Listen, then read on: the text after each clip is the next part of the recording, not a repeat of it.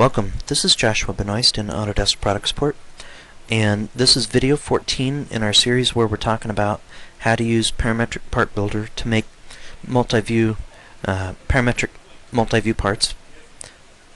So here's the problem statement. Read that, pause it if you need to. Let's move on. Okay, so we've formulated the bottom plane. Let's end object isolation. Now let's hide that guy. Let's go to the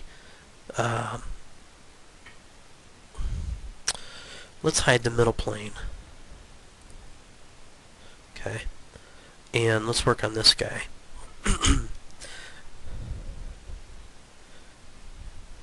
These connector sizes here and here, we never want to use formulas in there because you're going to enter data in the MvPart add dialog, and the value here is going to drive formulas elsewhere. So if you had a formula in this value, so let's say I come down here and say edit, and I went like this and used a formula here. If you enter in a number in the MvPart add dialog, then your part's not going to change its size or shape because it's saying, hey, I'm expecting my formula to drive the size or shape, not the user input. You want the user input to drive the size and shape of this. So this, never use a formula here. So what we want to do, this length A12, this needs to be half of RH2. So don't say RH2 equals twice this. We would say this is half of that. Length A12, let's go find it. Calculator is RH2 times 0.5. Okay.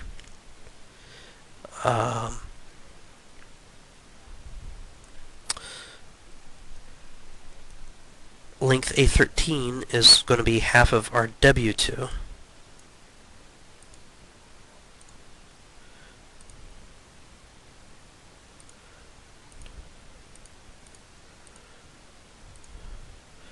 Alright, now this is going to be the offset from center to center of this whole thing. So we're going to make these two parameters visible, and they don't need formulas. Alright, so I think we've got all our dimensions from those two work planes done.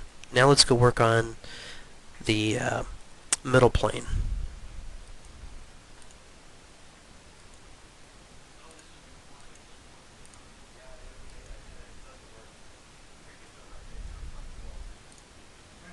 Okay. So we actually made a length parameters here prior to making our connector parameters. So we need to make these parameters equal to that parameter. So we need to say length A3 equals RH1.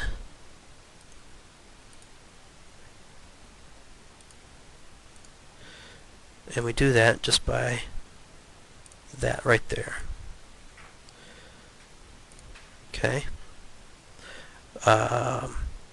Now we need to do the same up here. Length A2 needs to equal RW1.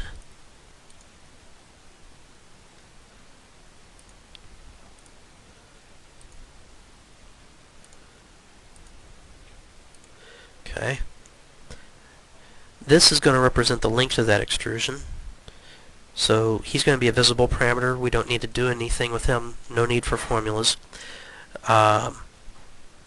This we're going to have to formalize quite a bit. So we need to turn on the bottom plane profile. We need those dimensions so that we can get these formulas right. So we're going to go to bottom plane. Instead of turning the whole thing on, we're just going to turn on these dimensions. I think we only want 14 and 15 there. And we can turn on this profile just to make it visible. So we want, user's going to input A14, the overall length, width, and height stuff. So we need A6 and A4 to total up to half of that.